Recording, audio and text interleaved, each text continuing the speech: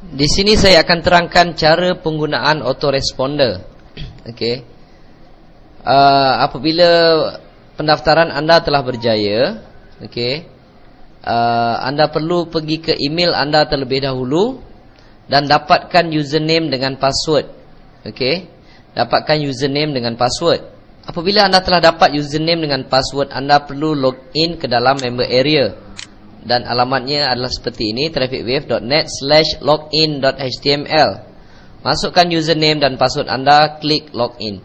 Untuk sesiapa yang kali pertama login ke dalam member area, anda perlu register affiliate terlebih dahulu. Saya tak dapat tunjukkan di muka surat ini kerana saya telah pun setkan benda tu terlebih awal. Untuk yang kali pertama, kalau tak salah saya, di bawah tu dia akan tanya sama ada anda ingin jadi pengguna autoresponder sahaja ataupun menjalankan affiliate. Anda klik di kolom affiliate dan kemudian dia tanya sama ada anda US resident ataupun non-US resident. Klik di non-US resident dan klik saya rasa klik submit ataupun OK. Saya dah terlupa button dia. Apabila anda dah klik kedua-duanya, tapi jangan silap ya.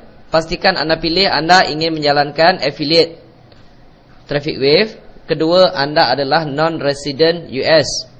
Kecuali anda duduk kat US tu, anda boleh pilihlah yang anda US resident. Okey.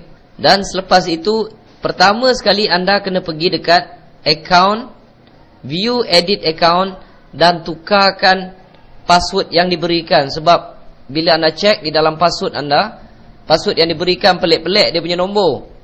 Jadi memang anda tak ingat.